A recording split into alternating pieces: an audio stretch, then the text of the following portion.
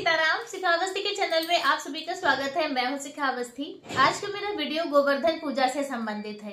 गोवर्धन पूजा, जिसे अन्नकूट पूजा के नाम से भी जाना जाता है, यह पर्व प्रत्येक वर्ष कार्तिक मास की कृष्ण पक्ष की प्रतिपदा तिथि को मनाया जाता है।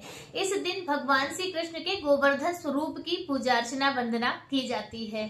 वर्ष 2025 में यह पूजा कब की जाएगी, कौन से दिन मनाई जाएगी, पूजा किस प्रकार से की जाती है, भगवान को भोग क्या लगाया जाता है और इसके साथ ही कुछ विशेष उपाय जो गोवर्धन पूजा वाले दिन करते हैं यदि आप, तो आपके घर के अन्न धन के भंडारे सदैव भरे रहेंगे। गोवर्धन भगवान की कृपा से आपके घर में सुख समृद्धि का वास होगा।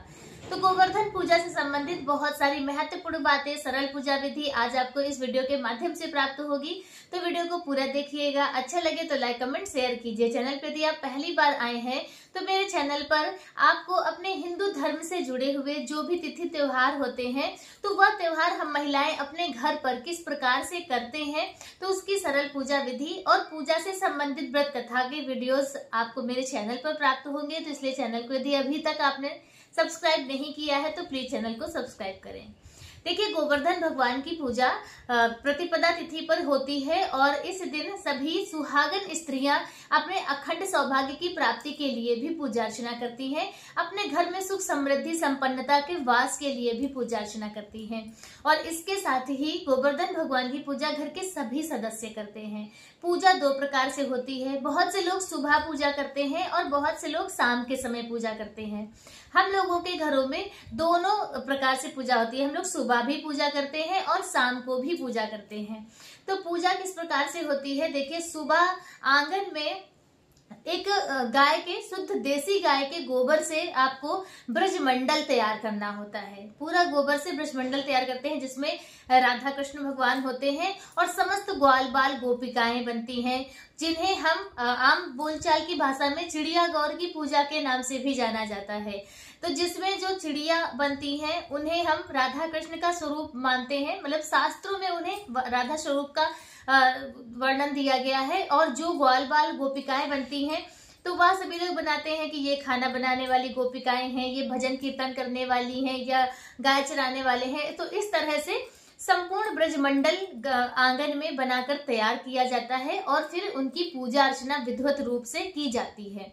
शाम के समय उसी ब्रजमंडल का जो है गोबर पूरा एक जगह एकत्रित कर लेते हैं और फिर उन्हें गोवर्धन भगवान का स्वरूप दे दिया जाता है उसी गोबर से। और फिर उनकी हम विधिवत पूजा अर्चना आराधना करते हैं, भोग लगाते हैं, परिक्रमा करते हैं। मान्यता है कि जो भी आज के दिन अपने घर पर गोवर्धन भगवान की 7 परिक्रमा करता है तो उसे संपूर्ण गोवर्धन भगवान की पूजा अर्चना और परिक्रमा करने का पुण्य फल प्राप्त होता है। तो यदि आप वृंदावन धाम नहीं पहुंच पा रहे हैं तो आज के दिन आप अपने घर पर ही गोवर्धन भगवान की पूजा अर्चना वंदना करके और खूब नाम जाप करते हुए उनकी यदि 7 परिक्रमा करते हैं तो आपको गोवर्धन जी की परिक्रमा करने का पुण्य फल घर बैठे ही प्राप्त होगा। और देखिए, जब हम भगवान की पूजा करते हैं तो उन्हें भोग जरूर लगाना है। तो भोग क्या लगाना है, तो देखिए, वैसे तो गोवर्धन भगवान को 56 भोग लगता है, 56 प्रकार के पकवान बनाकर उनका भोग लगाया जाता है।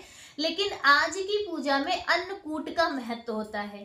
अन्नकूट में क्या होता है, 5-7 प्रकार के अनाजों को कूट कर, पीस कर, फिर उससे हम कोई पकवान बना लेते हैं। हलवा बना लेते हैं या लड्डू बना लेते हैं या कुछ नहीं तो लोग उस आटे की पूड़ियां बना लेते हैं। और सतमेली सब्जी भी बनाई जाती है। जितने भी प्रकार की सब्जियां आपको प्राप्त हो जाएं, 5, 7, 9 प्रकार की, तो उन सभी सब्जियों को मिलाकर सब्जी एक बनाकर तैयार की जाती है और फिर यही भोग आप गोवर्धन भगवान को लगा सकते हैं। तो जिसे अन्नकूट का भोग कहते हैं और यही हम सभी के यहाँ पर भोग प्रसाद भगवान का बनता है।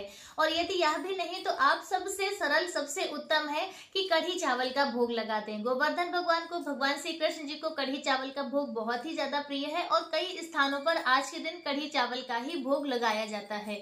तो आप कढ़ी चावल का भोग भी भगवान गोवर्धन जी को लगाकर और उनका आशीर्वाद, उनकी कृपा दृष्टि प्राप्त कर सकते हैं। तो इस प्रकार से आपको पूजा अर्चना वंदना गोवर्धन भगवान की गोवर्धन पूजा वाले दिन करनी है। अब बात कर लें कुछ विशेष उपायों की जो आपको गोवर्धन भगवान के दिन जरूर करनी है। तो देखिए, पहला नियम तो है यह कि गोवर्धन भगवान में जब शाम के समय आप पूजा अर्चना करेंगे तो आपको 7 दिए भगवान के पास जलाने हैं। और यह जो दिए आप जलाएंगे और जलाने के बाद जो जले हुए दिए आपको प्राप्त होंगे तो इन्हें आपको घर से बाहर नहीं निकालना है।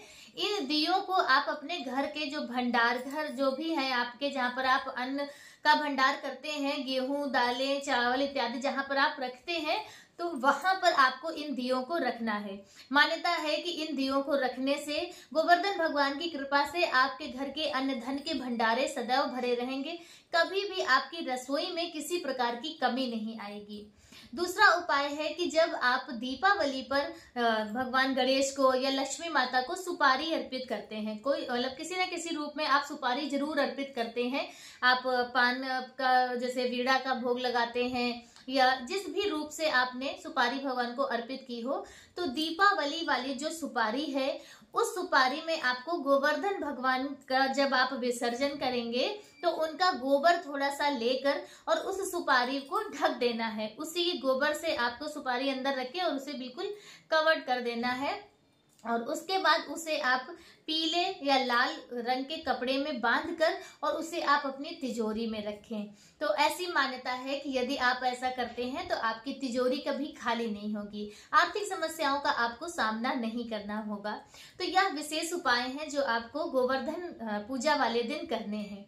उसके साथ ही यदि आपकी कोई विशेष मंगल कामना है जो पूरी नहीं हो रही है, तो आज के दिन आप अपनी विशेष मंगल कामना को मांगते हुए, अपने मन में मांगते हुए, भगवान से प्रार्थना करते हुए और फिर आप गोवर्धन भगवान की 7 परिक्रमा कर लीजिए। 7 परिक्रमा करके आप अपनी मनोकामना बोलते हुए कीजिए। विश्वास रखिए आपकी वह कामना, आपकी जो मंगल कामना है, भगवान गोवर्धन बहुत जल्द पूर्ण करेंगे।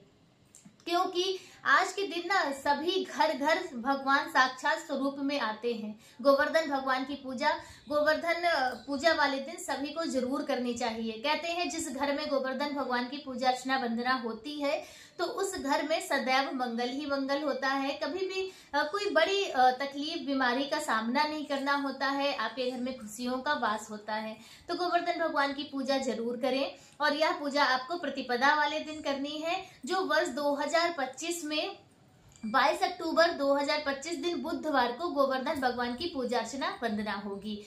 और उसके बाद फिर इनका विसर्जन कब होता है, तो गोवर्धन भगवान का विसर्जन वैसे तो एकादशी वाले दिन किया जाता है, बहुत से लोग उससे पहले अक्षय नवमी पर भी कर देते हैं।